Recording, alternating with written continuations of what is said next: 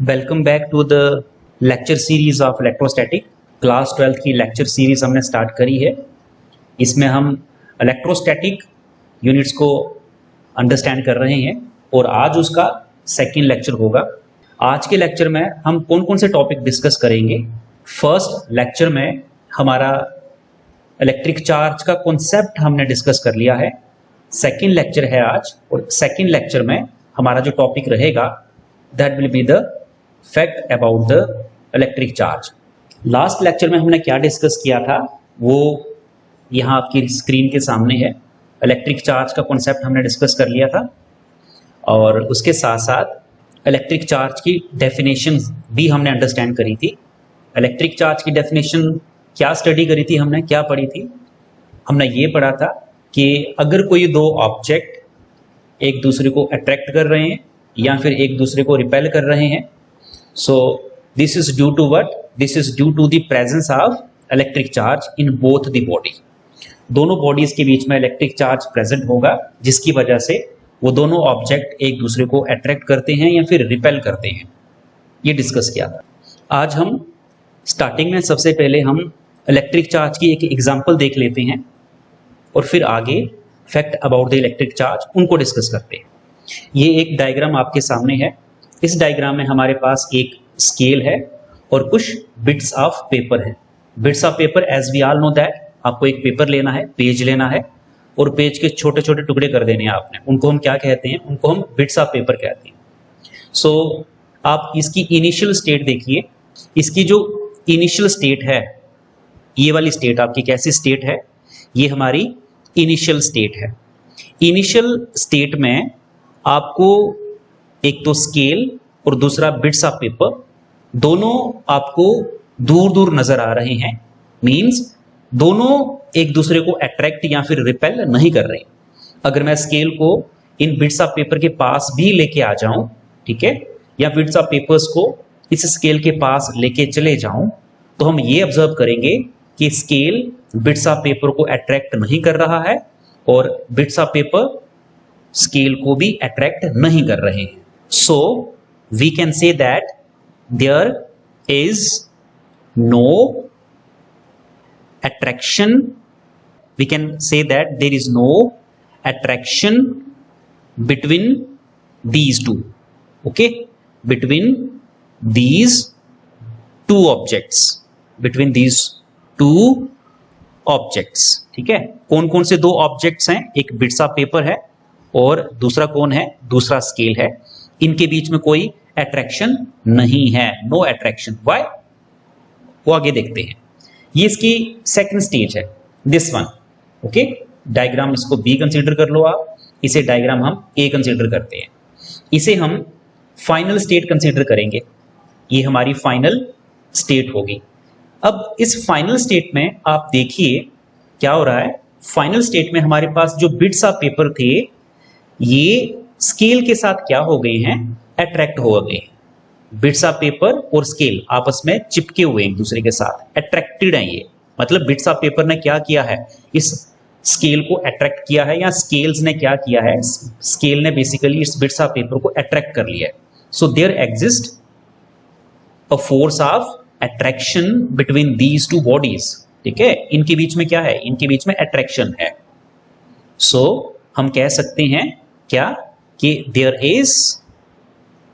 there is force of attraction, there exists force of attraction between these two,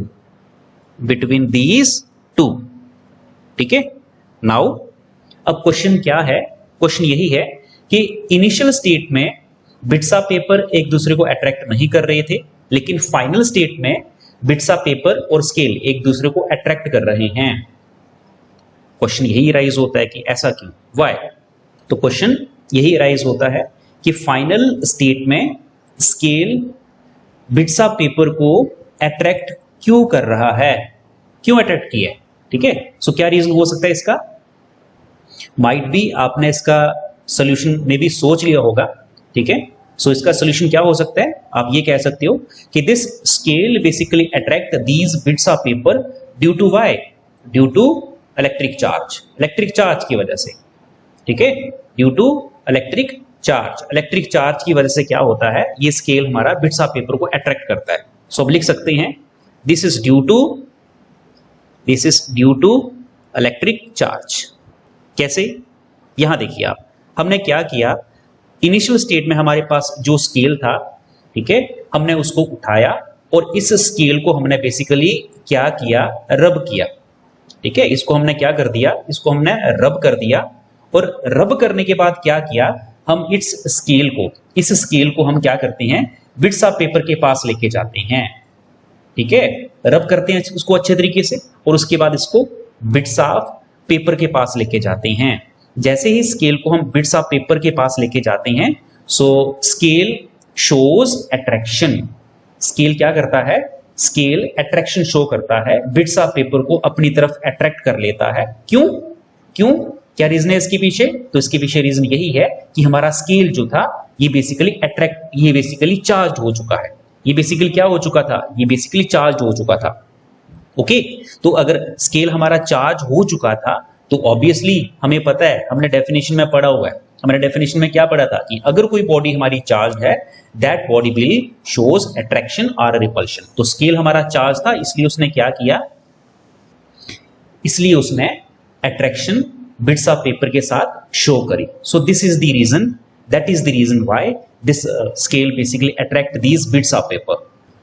हम इसकी एक example और देखते हैं, जस्ट लुक एट हियर। ये हमारे पास एक एग्जांपल और है, इससे आपको मे भी समझ आ जाएगा कि अट्रैक्शन जो होती है दो बॉडीज के बीच में वो क्यों होती है। यहां देखिए, सबसे पहले आप इस चीज पे नजर डालिए, हमारे पास एक टाइप का मॉलिक्यूल होता है जिसको हम कहते हैं नॉन पोलर मॉलिक्यूल।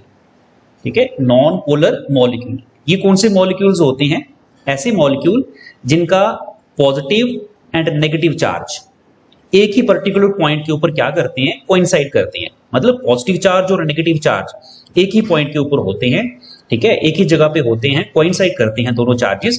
सो ऐसे मॉलिक्यूल्स को आप कहोगे नॉन पोलर मॉलिक्यूल्स। और दूसरे होते हैं पोलर मॉलिक्यूल्स। पोलर मॉलिक्यूल्स कौन से मॉलिक्यूल्स होते हैं, जिनका पॉजिटिव चार्ज और नेगेटिव चार्ज एक जगह पे कोइंसाइड नहीं करता है।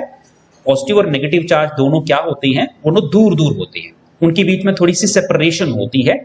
क्लियर हो गया, क्लियर हो गया। जैसे यहां पर सेकंड डायग्राम में शो किया गया है, ए में नॉन पोलर, बी में ए हमारा नॉन पोलर है और बी हमारा पोलर मॉलिक्यूल्स है। Is that clear? ठीक है, लेकिन एक चीज यहां आप ध्यान देंगे, अगर मैं नेट चार्ज की बात करूं, अभी मे भी आपको नेट चार्ज में भी निकालना ना आता हो, लेकिन फिर भी थोड़ा सा कॉन्सेप्ट यहां अंडरस्टैंड कर लो आप। अगर मैं टोटल चार्ज की बात करूं, इस मॉलिक्यूल के पास टोटल चार्ज कितना है, तो वो 0 होगा। इस मॉलिक्यूल के पास भी टोटल चार्ज कितना होगा, नेट चार्ज। तो नेट चार्ज पोलर मॉलिक्यूल हो या फिर नॉन पोलर मॉलिक्यूल हो, जो डायग्राम में शो हो रहा है, इसके पास भी 0 ही चार्ज है, क्योंकि जितना पॉजिटिव चार्ज है उतना ही यहां पर नेगेटिव चार्ज शो हो रहा है। तो नेट चार्ज कितना हो गया, 0 हो गया। Now just look at here, यहां देखिए मेरे पास एक कॉम है, कॉम बेसिकली नेगेटिवली चार्ज है। अब आप बोलोगे सर ये कॉम्ड नेगेटिवली चार्ज कैसे हो गया? बेसिकली इस कॉम को हमने क्या किया है, इस कॉम को हमने बेसिकली रब किया हुआ है।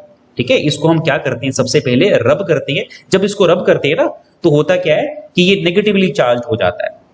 ओके, इसके ऊपर नेगेटिव चार्ज इंड्यूस हो जाता है, सीधी सी बात है।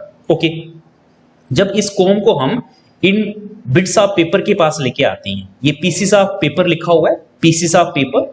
पीसीस ऑफ पेपर कैसे हैं, ये बेसिकली न्यूट्रल हैं। क्लियर है, अनचार्ज्ड पीस ऑफ पेपर है ये, इनके ऊपर कोई चार्ज नहीं है। अभी हम आगे समझेंगे कि what is the meaning of charged body. Charged body कौन सी होती है, ठीक है, और अनचार्ज्ड बॉडी कौन सी होती है, इसका मीनिंग अभी समझेंगे हम आज ही के लेक्चर में। ठीक है, what is the meaning of charged body and what is the meaning of uncharged body, तो इनका मीनिंग अभी समझेंगे हम। तो हमारे पास एक कॉम है जो कि नेगेटिवली चार्ज है, और कुछ पीसेस ऑफ पेपर्स हैं जिसको हमने अनचार्ज कंसीडर किया हुआ। अनचार्ज क्यों, आप बोलोगे सर इस पे पॉजिटिव चार्ज है और नेगेटिव चार्ज है, ठीक है, लेकिन इन दोनों चार्जेस का अगर आप सम करोगे तो नेट चार्ज कितना आएगा, 0। अगर चार्ज नहीं है तो वो बॉडी कैसी होगी, 0 होगी, मतलब अनचार्ज होगी। तो इसलिए अनचार्ज बॉडी। जैसे आप क्या करते हो, इस कॉम को जो कि नेगेटिवली चार्ज है, इस पीसेस ऑफ पेपर्स के पास लेके आते हो, तो होता क्या है, इसका जो पॉजिटिव चार्ज है, ठीक है, इसका जो पॉजिटिव चार्ज होगा किसका, पीसेस ऑफ पेपर का, वो बेसिकली अट्रैक्ट होता है toward the negative charge of the comb. ठीक है, जैसे आप कोम को पीसेस ऑफ पेपर के पास लेके आते हो, आपको पता है, या प्रॉपर्टी में पढ़ोगे आगे, या मे भी आपने छोटी क्लासेस में पढ़ा होगा कि unlike charges attract each other. तो ये अनलाइक चार्जेस हैं, कॉम के ऊपर नेगेटिव चार्ज है और पीसीस ऑफ पेपर के ऊपर पॉजिटिव चार्ज है, तो ये अनलाइक चार्जेस हो जाएंगे। तो ये क्या करेंगे, जैसे दोनों को पास लेके आएंगे तो ये एक दूसरे को अट्रैक्ट करेंगे। So why there exist a strong attraction force between these two bodies, again the reason is due to charge, due to electric charge. तो इलेक्ट्रिक चार्ज की वजह से, क्योंकि हमारा कॉम के ऊपर क्या है, कॉम के ऊपर हमारे पास नेगेटिव चार्ज है, जिसकी वजह से ये क्या करता है, ये अट्रैक्शन शो करता है with the pieces of paper. ठीक है, सो ये सेकंड एग्जांपल थी। आई होप आपको ये मीनिंग इलेक्ट्रिक चार्ज का क्लियर हो चुका होगा कि इलेक्ट्रिक चार्ज का मतलब क्या होता है। अगर किसी बॉडी में इलेक्ट्रिक चार्ज है तो वो अट्रैक्शन या फिर रिपल्शन शो करेगा। ठीक है, तो ये आपको दो एग्जांपल्स में अंडरस्टैंड हो चुका होगा। Now let's move toward the important fact of electric charge. So some of the important points or fact about the electric charge, just look at here. Just like as a mass, electric charge is also a fundamental attributes of the particle. जिस तरीके से मास हमारा क्या होता है, मास basically किसी body की property होती है, ठीक है, किसी मटेरियल की प्रॉपर्टी होती है, उसी तरीके से हमारा जो इलेक्ट्रिक चार्ज है, इलेक्ट्रिक चार्ज वो भी किसी मटेरियल की प्रॉपर्टी ही होती है। अगर मटेरियल है, ऑब्जेक्ट अगर कोई मटेरियल है तो उसके पास मास होगा ही, उसी तरीके से अगर कोई ऑब्जेक्ट हमारा मटेरियल है तो उसके पास चार्ज होगा ही, चाहे वो पॉजिटिव हो, चाहे वो नेगेटिव हो, चाहे वो न्यूट्रल हो। ठीक है, न्यूट्रल में चार्ज नहीं होता है, ठीक है, लेकिन positive negative sum of the charges होंगे। Second point, just look at here, second point क्या है इसका, interaction between the fundamental particle. ये देखिए, ये एक वर्ड आया यहाँ पे, फंडामेंटल पार्टिकल। फंडामेंटल पार्टिकल्स कौन से पार्टिकल्स होते हैं? फंडामेंटल पार्टिकल्स बेसिकली वो पार्टिकल्स होते हैं जो बेसिक पार्टिकल्स होते हैं। जो कौन से पार्टिकल्स होते हैं? जो बेसिक पार्टिकल्स हो। बेसिक पार्टिकल मतलब सबसे छोटे पार्टिकल्स, सबसे छोटे पार्टिकल्स जिनसे पूरी मैटर बनती है ना। तो हमारी जो फंडामेंटल पार्टिकल्स होंगे वो कौन कौन से हैं? एक तो इलेक्ट्रॉन है, इलेक्ट्रॉन से छोटा कोई पार्टिकल नहीं है, ठीक है, और एक प्रोटॉन है, प्रोटॉन से छोटा कोई पार्टिकल नहीं है, ठीक है। Interaction between the fundamental particle such as electron and proton and the matter, और मैटर के बीच में किसकी वजह से होती है? Due to electric charge, electric charge की वजह से होती है, हमने डिस्कस कर लिया पहले ही। और ये थर्ड पॉइंट जो है डेफिनेशन लास्ट लेक्चर में डिस्कस कर ली थी कि electric charge is the property of a body, ठीक है। इलेक्ट्रिक चार्ज किसी बॉडी की प्रॉपर्टी है जो कि रिस्पॉन्सिबल होती है किसके लिए? For attraction between the bodies. Bodies के बीच में अगर अट्रैक्शन हो रही है या फिर रिपल्शन हो रही है तो उसका मेन रीजन क्या है? तो उसका जो मेन रीजन है वो बेसिकली इलेक्ट्रिक चार्ज ही होता है। ये चीज याद रखनी है आपने। Next point, point number 4, charge on the proton is indivisible nature. This is the important point. जो प्रोटॉन का चार्ज होता है, ठीक है, वो बेसिकली इंडिविजिबल होता है। What is the meaning of indivisible? Indivisible means इसको ब्रेक नहीं किया जा सकता, अनब्रेकेबल है, इससे छोटा चार्ज नहीं होगा। ये याद रखना है आपने, प्रोटॉन से छोटा चार्ज नहीं होगा, इसलिए इसको हम क्या कहते हैं? फंडामेंटल चार्ज कहते हैं। तो charge on the proton is indivisible nature, सबसे छोटा चार्ज है, ये इसका मतलब है। इसलिए इसको हम क्या मानेंगे? बेसिक चार्ज मानेंगे, फंडामेंटल चार्ज मानेंगे। Hence we designate this charge into plus e. इसलिए हम क्या करते हैं? प्रोटॉन के चार्ज को प्लस ई से डिनोट करते हैं। सिमिलरली फिफ्थ पॉइंट देखेंगे, charge on the electron is again indivisible nature. जो इलेक्ट्रॉन के ऊपर चार्ज होता है वो भी इंडिविजिबल होता है। चार्ज ऑफ इलेक्ट्रॉन ब्रेक नहीं किया जा सकता, वो ब्रेक होता ही नहीं है।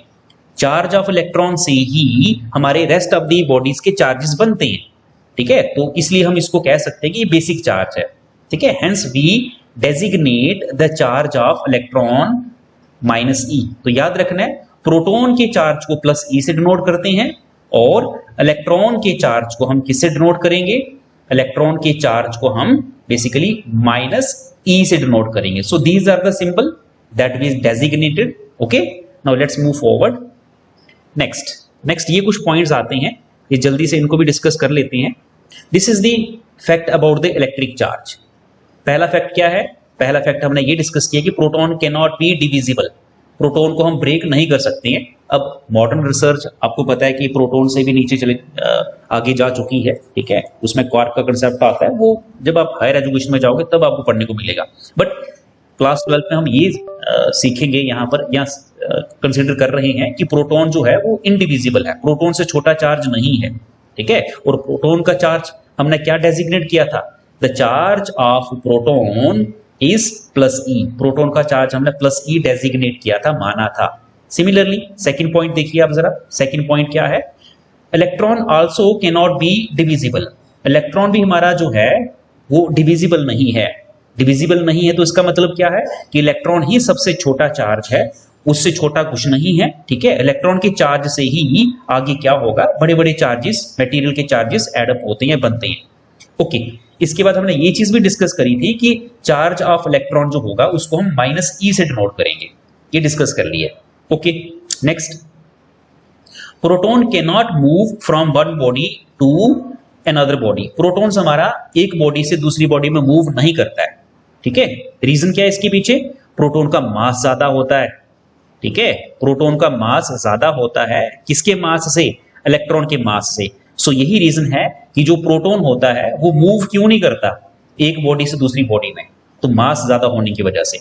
Okay, next, electron moves from one body to another body.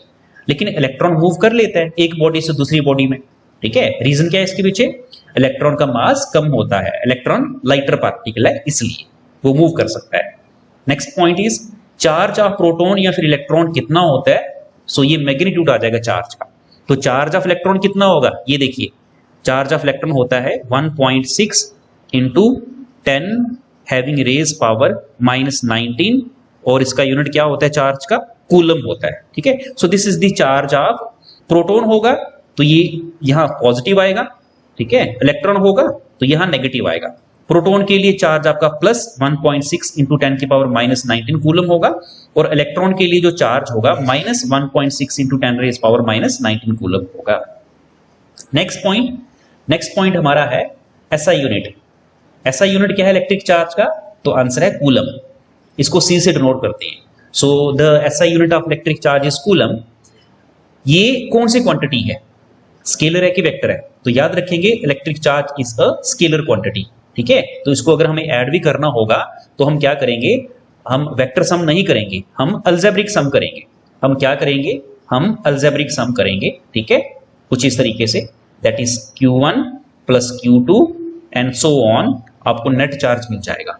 Next point क्या है? There are two types of charges. दो टाइप के चार्जेस होते हैं, एक पॉजिटिव चार्ज होगा और एक नेगेटिव चार्ज होगा। पॉजिटिव चार्ज को हम प्लस ई से डिनोट करेंगे, ओके। प्रोटॉन का जो चार्ज होता है प्लस ई होता है, और नेगेटिव चार्ज को माइनस ई से डिनोट कर रहे हैं हम यहाँ पर, that is the charge of electron, okay.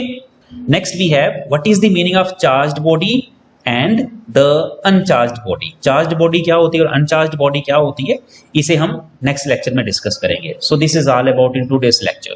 Thank you.